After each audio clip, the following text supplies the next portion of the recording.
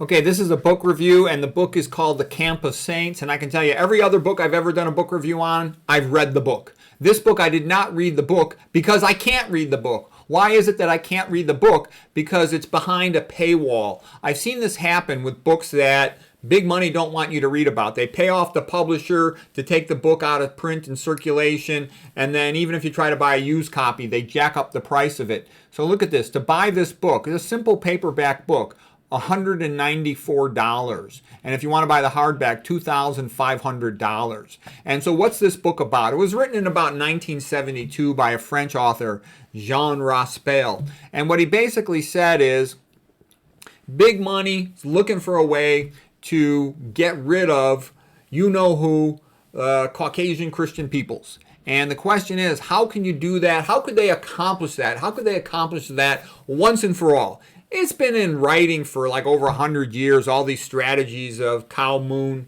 you-know-what, east party to get rid of the Christians, especially the white Christians. They see them as the only real obstacle. They figure all the other people, there's not enough of them, or they're easily corruptible, they can pay them off, or they're stupid, or they can isolate them somehow. They feel like they've got control over them already, that they're just a joke. Don't get me wrong, they're going to, bump, them off and drop the world population by 95%. It's important to think like a rich person. Imagine you had billions of dollars and you just wanted to enjoy your life on earth. What they say to themselves is, look at all these people overpopulating the world. They're polluting the lakes, the rivers, the oceans, the sky. They're a bunch of vermin. How could we reduce their numbers, okay? Well, first of all, we got to get rid of those pesky white Christian people because they're so obnoxious, saying that all people are equal in the eyes of God. Oh, BS. The billionaires are a higher level of life than are these other, peasant, plebeian,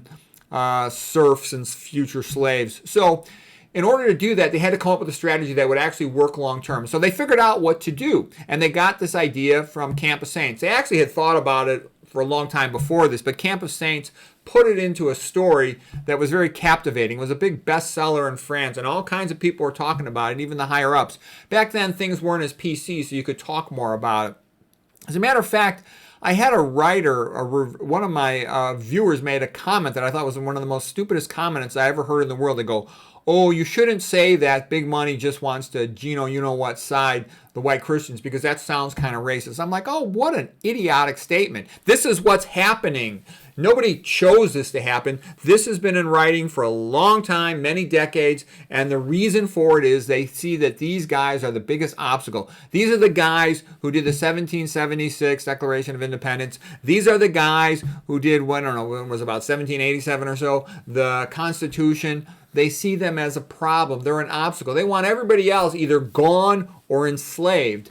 And in order to do that, they got to get rid of this group, okay? So the way that they could do it, they figured out was, Caucasian Christians are only about 8% of the world population, I heard, something like that. So there's tons and tons of poor people in all these third world countries. All they got to do is open up the you-know-what borders, flood these countries with all these poor people, and then give them favoritism. Give them cell phones, give them other things, favor them, give them interest-free loans and everything you can give them, and favor them over the native citizens of a country.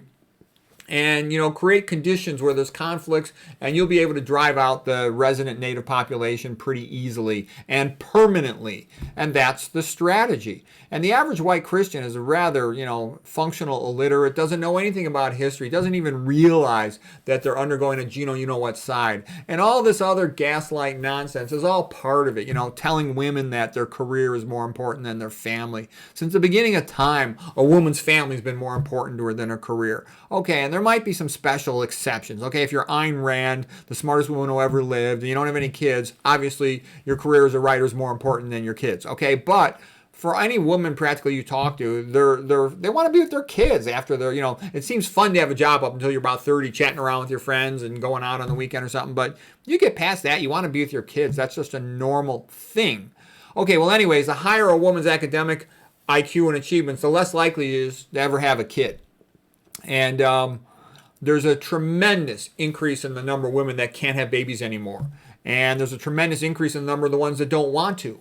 And there's a tremendous amount of men who don't want to date women anymore. They've given up on women. I'm not kidding. There's a whole movement called MGOTOW, men going their own way, MGTO or something, whatever you say it.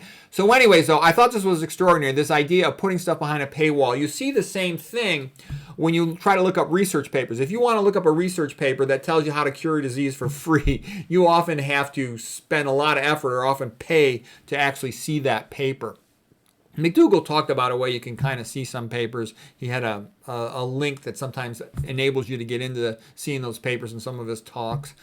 Okay, so anyways, they put them behind a paywall and you can't get access to them. Like if you see a paper that's going to criticize a popular commercial product, you'll often have to pay to be able to read that paper versus papers that praise the commercial product. Those will be available for free. That's how that routinely goes. So the reason why I'm talking about this is what's happening. You know, white Christian people have a right to say, oh, thank you, we prefer not to be you-know-what-sided, And I can see this from a bunch of points of view. Like I said, I'm half Puerto Rican. I know how Puerto Ricans think. I got black people in my family. I know how they think. I got I got a lot of people I know who grew up under communism, okay? I've got a lot of firsthand sources to tell me all these different perspectives, and I can tell you, there is no mistake about it. This is happening in the USA. This is happening in Ireland. This is happening in England. This is happening in Italy. This is happening in Australia. This is happening in New Zealand. They're trying to make this happen in Poland. This is happening in Sweden. This is happening in Germany. This is not a drill. This is real.